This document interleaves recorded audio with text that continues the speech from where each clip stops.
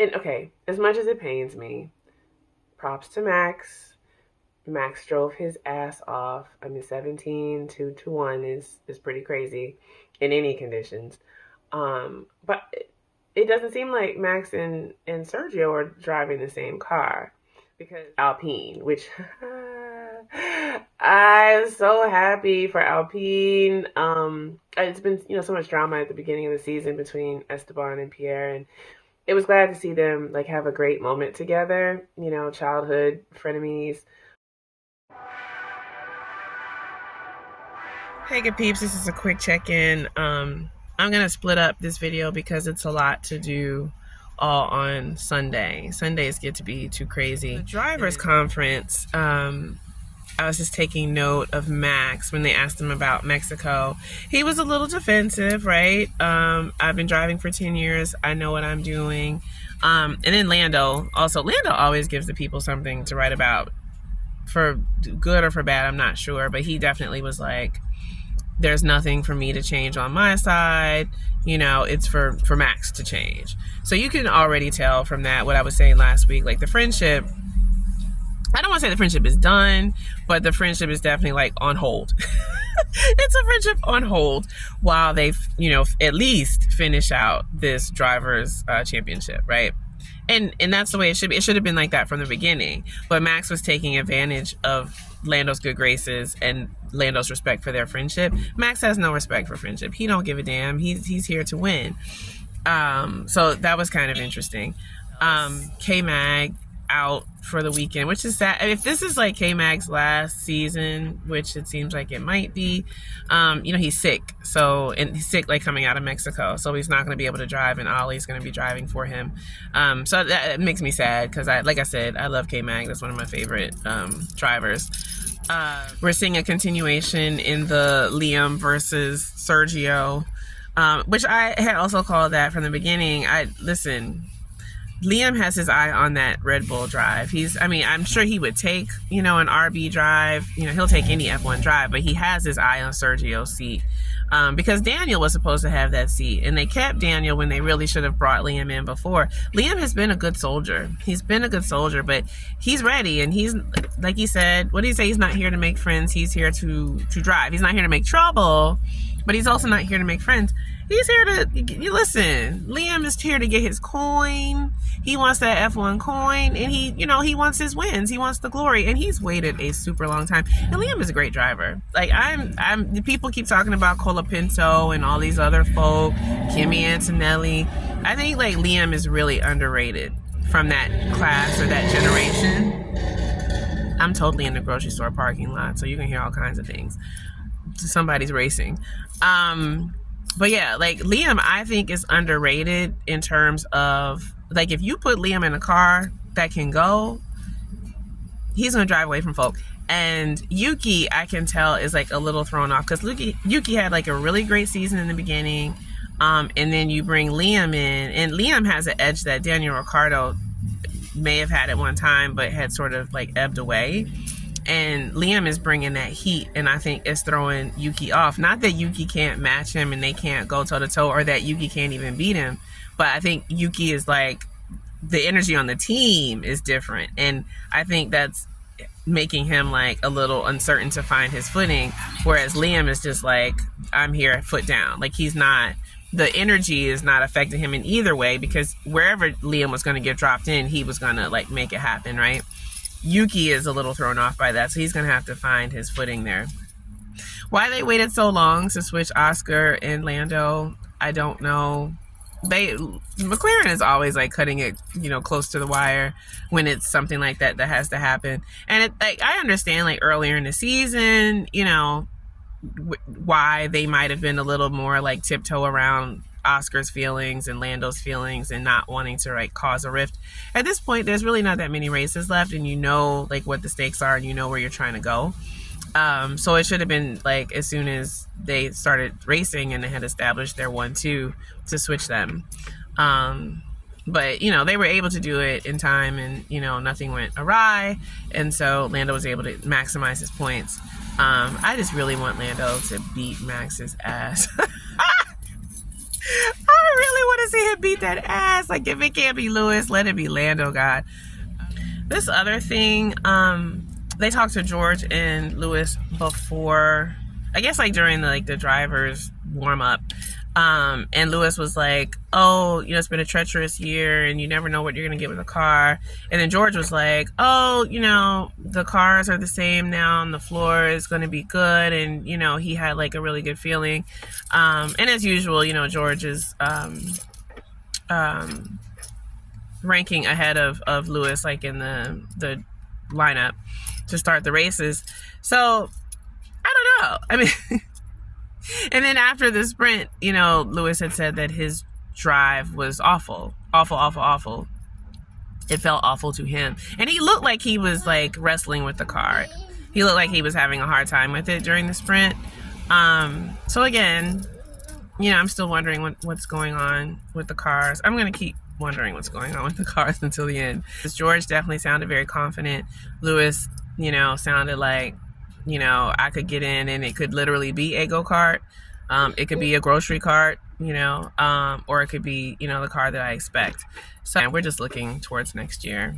There's no point in having hope and being disappointed. As it relates to the rest of this year, we will, cheer for the folks who actually have cars that have a chance of winning. What a race. This race was so insane. I was trying, last night, I was trying to figure out, when the qualifying was going to be, because yesterday I was out, most of the day, so I thought quali was actually happening while I was out running errands, and then I got home, and I couldn't find anything, and I was like, oh, what time is qualifying? And it said, 5:30 in the morning. I was like, 5:30? I literally had to pull out a map, and I was like, where is Atlanta in relation to Sao Paulo? And I was like, oh, okay, so I tried to get up and watch. It was very rough. I was in and out of sleep. So I remember waking up in the midst of Q1 and not hearing Hamilton anywhere. So then I had to go back and look and see what happened to Lewis. So apparently Lewis is still on the struggle bus. And I'm not going to dwell on this. I mean, it's immaterial at this point. But what I will say, okay, as much as it pains me, props to Max. Max drove his ass off. I mean, 17 to 1 is pretty crazy in any conditions. But it doesn't seem like Max and Sergio are driving the same car, because Max was, yes, Max is an expert passer. So he was, passing his ass off, but he also was just driving away from people. Whereas it didn't seem that Sergio had the same pace. If I'm wrong, y'all let me know, but it doesn't seem like they're necessarily driving the exact same car. And of course, I don't think that George and Lewis are driving the exact same car. Whereas you can see other teams, like Yuki and Liam neck and neck. You can see Oscar and Lando most of the time neck and neck. It seems like they have the same car. Those teams have the same car. Alpine, which I'm so happy for Alpine. It's been, so much drama at the beginning of the season between Esteban and Pierre, and it was glad to see them have a great moment together. Childhood frenemies, horrible, miserable season, and to get the podium together, 2 and 3, even though Esteban is leaving. I cried. I had so many tears. I was like, oh, Esteban and Pierre. I was so happy for them. That was amazing. I was really also happy to see Yuki and Liam leading from the front in the beginning. And, too bad they weren't able to, finish closer to the front. But they had a good showing today. So even though, it was terrible for Lewis and terrible for Carlos and Charles, I was glad to see some of the other, really distinguished drivers who just, have shitty cars get a chance to shine with all that was happening. So yeah, it was a crazy race. 3 formation laps. You still have people who are under investigation even as I'm recording this. So who knows what the final shakeout is going to be in terms of where people are. I guess we have to say it looks like Max is going to win the Drivers' Championship because he's 62 points out from Lando now. Lando would have had to like win this race and pretty much every other. And there are not that many races left, but he would have had to like win this race and every other race to be able to get Max. I mean, Max definitely lives rent free in Lando's head, and Max ain't really thinking about Lando. Like, so I mean, you know, it's just learning lessons, though, right? It's learning lessons, and Lando will learn the lessons. But you know, like Will Buxton had a really great interview. Great for us, probably not great for Lando, but he had a great interview with Lando before the race aired, and he was really asking Lando about like his friendship with Max, and he was like, you know, like essentially like the friendship is really not. It's on hold. It was essentially he was like, we can revisit it like after the season is over, and Will asked him like, had he learned anything new about how to race Max? Not that they really raced today, but Lando was like, no, like these were all things that I knew, but you know, like reacting to racing him in a moment is a lot different from, you know, watching it on a television screen. Like being on the receiving end of it is something different. Um, yeah. So like it was eye opening because I had already said like they can't have much of a friendship at this point. I mean, because for the last 2 or 3 races, Lando has literally like been calling him out on microphone. So I was like, yeah, there's probably not a lot of love there. Even though they were super tight, you know, friends before, but yeah, Max is not gonna let anything like friendship get in the way of a drivers' championship, and I think Lando stood on ceremony too long in the midst of the season, offering too much deference and respect, and he won't do that again, right? But then the other part is that Lando just has to. There's some part of like steeling yourself and getting your paradigm in order um, to go towards the goal and not getting distracted by all this other little stuff. And I think that Lando gets distracted, whereas Max doesn't, you know. In fact, you know, Max was fired up from his 20-point penalty last week. And I'm sure he was just like, you know, everyone, because pretty much like the whole week, people been talking shit about Max. And so he was like, you know, I will show y'all something. And he showed the people something. You know, I don't like Max, but you know, you can't deny what he was able to accomplish today. I still say he and Sergio are not driving the same car, and I don't know what's happening with Max's car because his car had been failing him for half the season. But you know, his car is back in order and he's doing his thing, and you know, I would say fair play. I don't know if it is, but I cannot deny his skill set in the rain and his passing people in the rain and the crazy race that was today. And he did not, you know, get caught up in the false start and all the other kind of stuff. So again, you know, congratulations to Max. This, you know, this tail part of the season for us Lewis fans is just sort of miserable.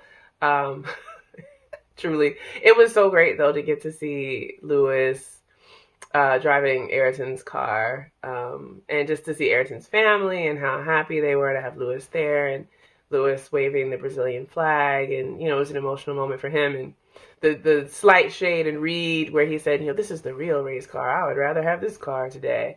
But I think he meant that shit. You know, for Lewis, the end of the season can't come soon enough. Yeah, and it looks like Max is the winner. So all that remains to be seen is, you know, who fills in behind Max. And yeah, and again, congratulations to Alpine. I didn't get a chance to look at the people's fashions in the arrivals, but I'll try to pull some fashions.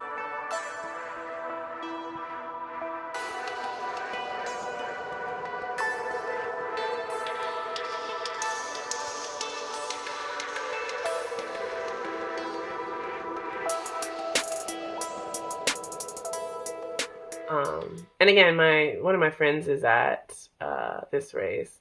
She did get to meet and eat with the Ferrari team, and She had some fun pictures. So this has probably been the most exciting race, I think, of the season for me. Anyway, my favorite driver did not win. I do have love for Esteban and Pierre as well. All the Alpine folks are super excited. The American owners who are invested in Alpine, which would be the Kansas City Chiefs players, I know all of them are super excited. So this was it was a great day. Great race, great, exciting race to watch, and looking forward to the next one. I will see you guys then. Peace.